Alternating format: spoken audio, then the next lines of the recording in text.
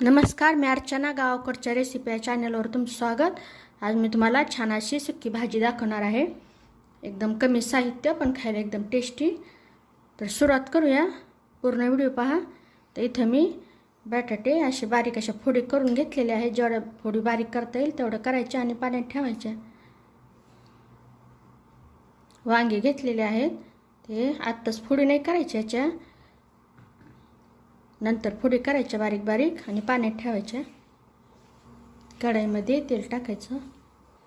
एकदा तेल तापल्यानंतर गॅसची एकदम कमी करायची। सुरुवातीला मोहरी टाकायची, जिरे टाकायचे, हिरवी मिरची आणि लसूण असं बारीक करून घेतलेलं टाकायचं। हिरवी मिरची लसूण टाकल्यानंतर व्यवस्थित असं परतून घ्यायचं। यामध्ये मध्यम आकाराचे टमाटो टाकल्यानंतर छान असं परतत राहायचं।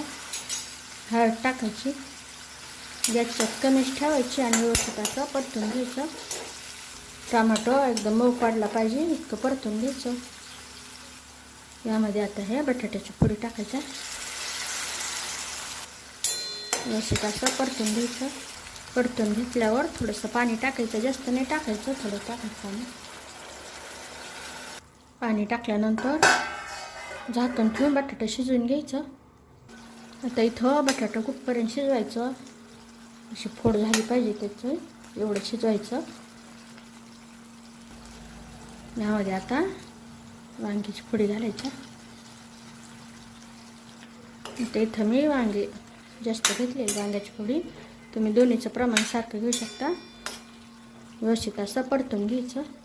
यामध्ये चवीनुसार मीठ टाकायचं। मीठ टाकल्यानंतर व्यवस्थित असं परतत राहायचं। गॅसच्या एकदम मंद ठेवायची आणि झाकण ठेवून शिजवून घ्यायचं। वांगं पटकन शिजतं, वेळ नाही लागत। आता इथं वांगे व्यवस्थित शिजलेले, यावर बारीक कट केलेली कोथिंबीर। एकदम छान अशी सुकी वांगे बटाट्याची भाजी तयार झालेली आहे। तर नक्की बनवा आणि कशी झाली ती मला कमेंटमध्ये सांगा। अशा माझ्या सोप्या पद्धतीच्या रेसिपीज तुम्हाला आवडत असतील तर माझ्या चॅनलला सबस्क्राईब करा, रेसिपीला लाईक करा।